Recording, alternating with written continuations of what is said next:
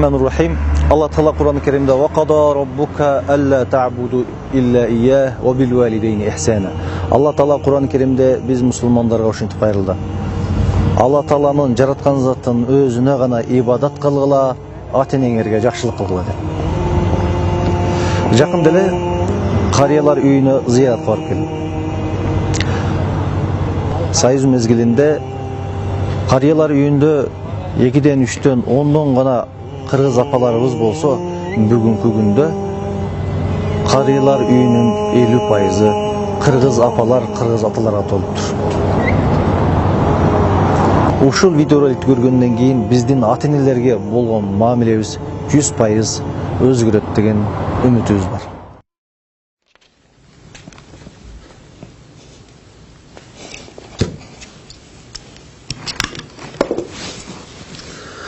Атаңыздын бул дүниеден өткөнүнө канча жыл болду дейт?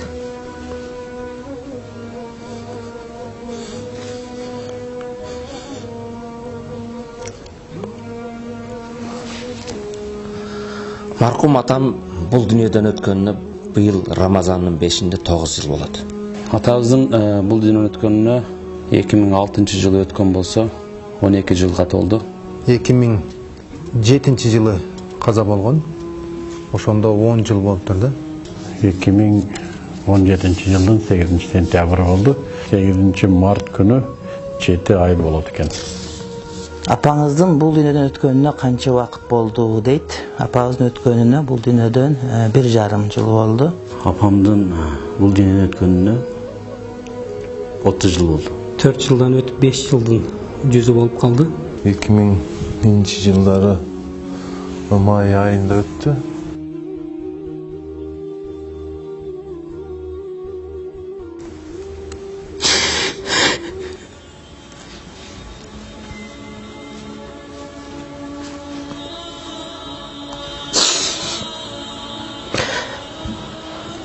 Мен жаш болсам деле апама мен сөз берет элем. Мен чоңойгондо апа мен айткам, мен башка үй салам. Айттым ғой, бул илгери үй салганда мен үйлөрдүн дубалдары текшелер көп болгондо. Ошондой айтат элем, бул эмне кереги бар бул текшелердин апага десем, силерге кереги бар балам. Тетрадыңды коесуң, сумкаңды коесуң, кийимиңди коесуң депчи. Ошол мен жаш болсом керек, бир 7-8 жашар, 7 жашар болсом, мен мектепке барганмын да.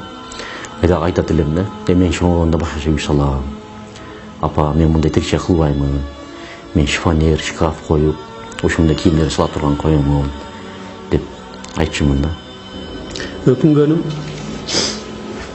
ачылык амалына алып барып келсем деп аябай көп ниет кылчу элем. Тилекке каршы тагдыр, Кудай Тааланын тагдырына моюн сунабыз. Түбөлүктүү ата-энемдин жанында болом деген чоң ниетим бар эле. Дайыма кызмат кылам деген чоң ниетим бар эле. Бирок адам баласы чоңоюп, өзүнчө турмушка баягы жол тартып кадам таштай баштагандан кийин бизде турмуш шарт ошондой болуп калды. Биз айыл жерден ата-энебизден алысыраак боло баштадык да. Бүгүн кээ бир нерсесин ойлоп өкүнөм, эмне үчүн ошол кезде аткарбадым деп. Атам баягы өтүк масты деп коет. Ошондой өтүк масты тиктирип, ошо чоң атабыздын чепкенин берип, ушуну кийип хутбага чыксаң деп жөнөтүп бериптир. Ой, мен жаштык кылып аны эч кийген жокмун. Атамдын чепкенин бир жолу кийип жума хутбага чыгып койсоң болмок. Ал жерде жума хутбасы деп катердин анча-мынча чыгат элем. Ошол жерде мен көргүм келди атамдын чепкенини. Бүгүн өкүнөм, жарашпаса да, эски болсо да бир кийип албапмын. Мага окшоп башка балдар өкүнүп калбасын, бүгүн атаңардын тирүү көзүндө айткан нерсесин кубантып бир жолу болсо аткарып койгула. Мен bir işte кечигип калдым. Ушул менин арманым. Мен атамды ажыга алып бара албай калдым. Өзüm atama kızmat kıl alбай калдым. Ажыга. 3-көдөй чалды 7 улу ортого алып тооп кылганын көрсөм, Кабаны тегерегенден 7 өмүрүм сыздайт. Атам менен отуруп көптөгөн жакшы бир иш-чараларда бирге болуп отурсам, атамды каалайт элем мен неберелерине бүгүн жакшы бир батасын берип, ала деркелетип отурушун каалачумун, бирок Аллахтын тагдырына баш ийебиз, баарыбыз мусулманбыз. Ушунчалык бекем инсан болгондон мен бүгүн атамдай боло албай атам.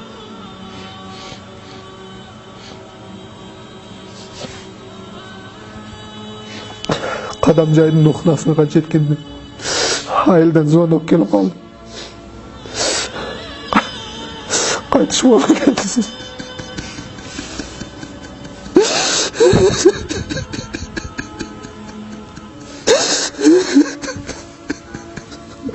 Ошол маселе бүгүнкү күнгө чейин жүрөгүмдү.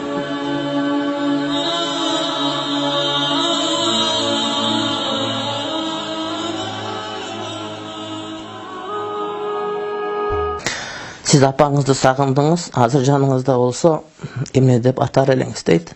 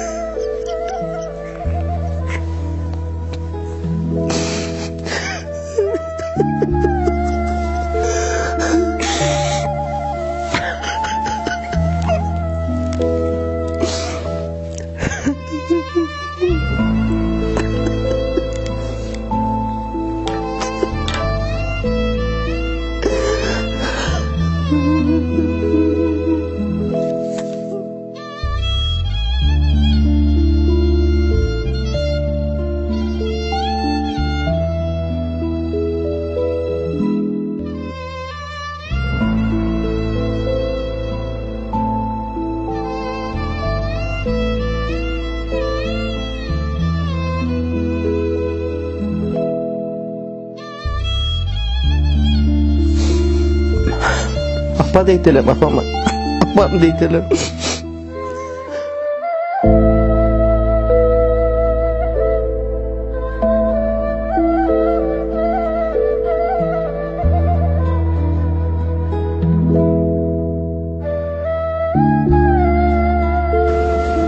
Janında bolsa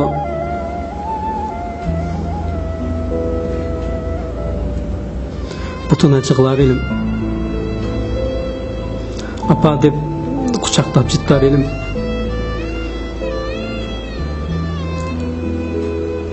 Apamın akırgı sözü esinde.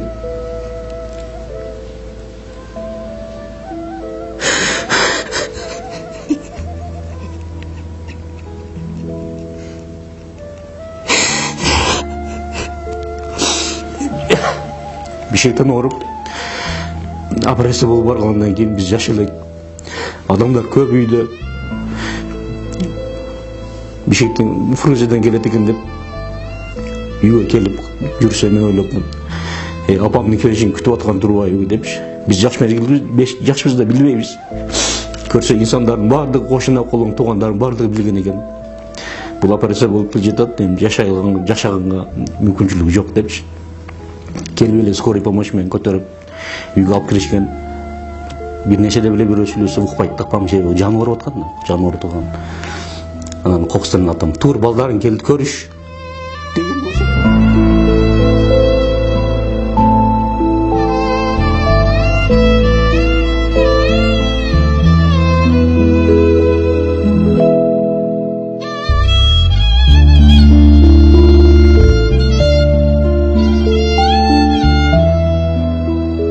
Yine bizde türedi.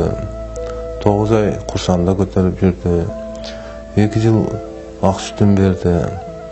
Biz için yaşausunu adınadı. Enenin süyüsü bu dünyadaki en taza, tunuk, jana tübölüktü süyü bolu septiretti. Başka süyüler vaxtınca boluşu mümkün da. Biroq enenin balaga bolgan süyüsü bu öte taza, jana tunuk da. Ошондуктан men oylayım, sizden bizge bolgan süyüңүздү biz akтай albadık depçi.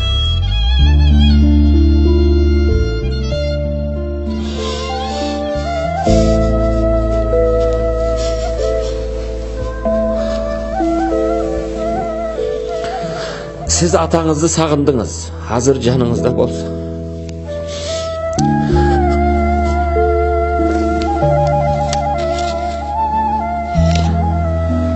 Hazır canınızda bolsa emne dep atar eleniz. O atake, atacan degen sözden artık hiçbir eme yok.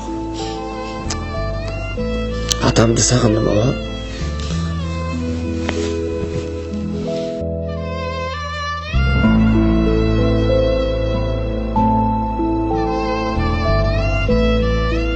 Atam ötken yıldan benim çoğun bir tiregim jogotkanım sezdim. Atam bar kezde öte özgöçö anın daim duası menen bekem başka dilim. Biroq ötken yıldan ele sezdim ben. Bayağı tünükün tahajjudlarda olgan dualar atamda hiç kim dua kılbay kaldı.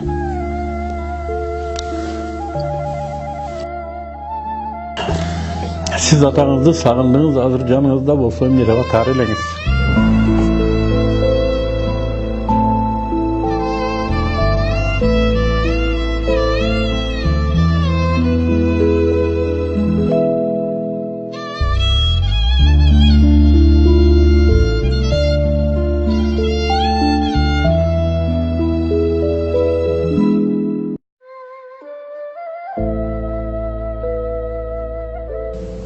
Atamın akırkı yıllar men atam canım atam dep söyleşçim. Atam canım atam dep söyleşçim. Kana ne canımızda bolsa. Bu uğullar akmak boladı ekenmiz. Biz uğullar akmak boladı ekenmiz. Men közüm ötkenden keyin bilesin deçi le.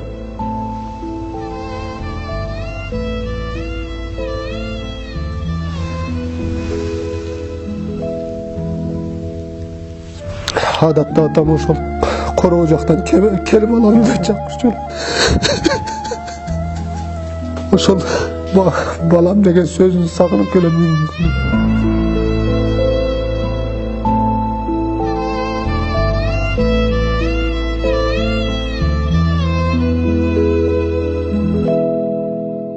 Sağım.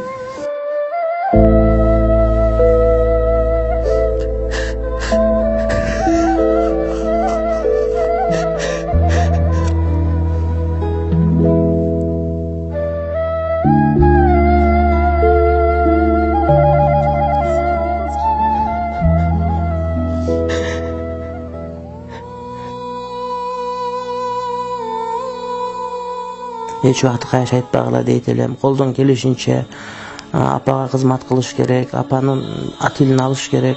Apa insan pende, al kemçilik keltiret, al dağatı getiret. Bирок al apa. Ошондуктан men aytat elem apalar daima tezde telefon çalıp turuş gerek.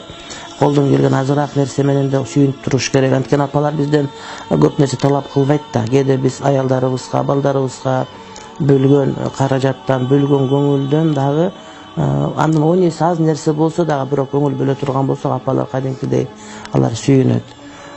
Bizdi apabızca çıkmayabайт. Başka bir tuğandar, başka dostlarыбыз.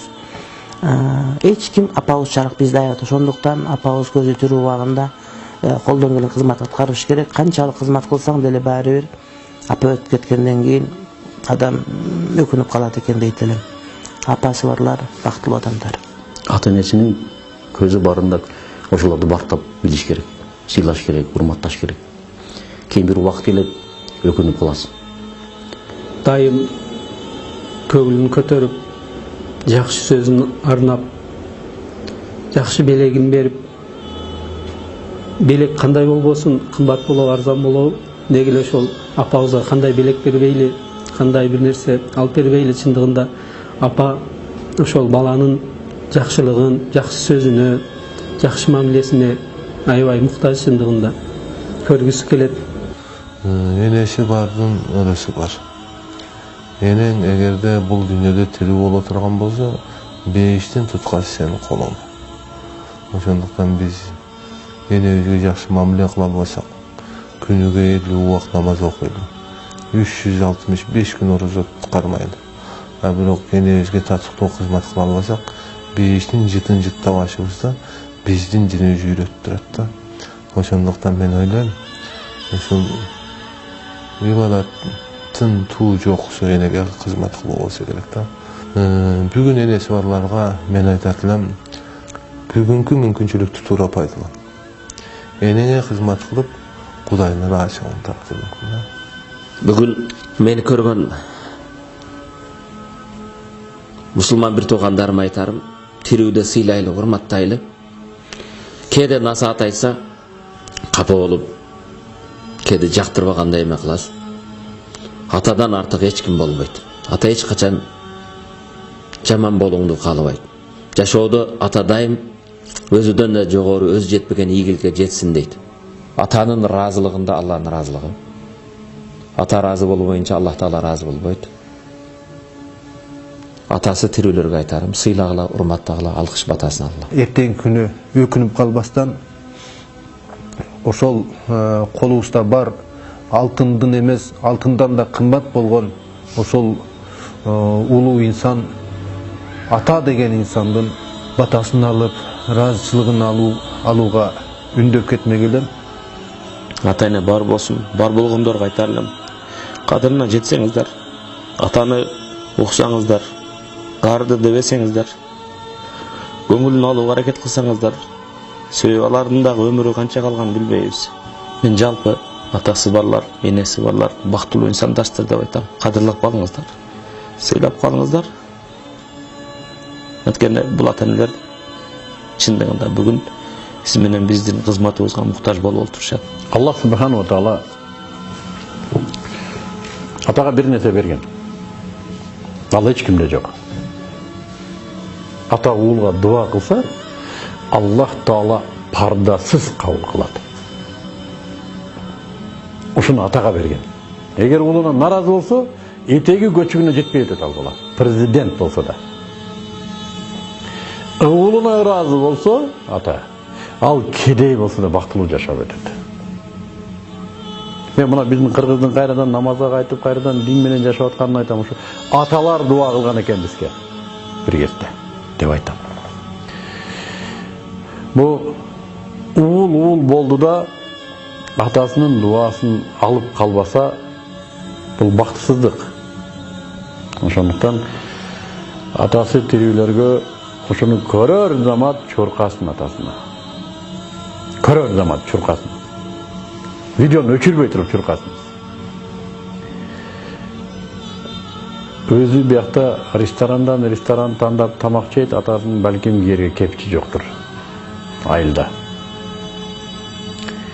Балким ал муктаждыр. Ата уулга муктаж болот экен. Мен азыр ушуну сезип атам.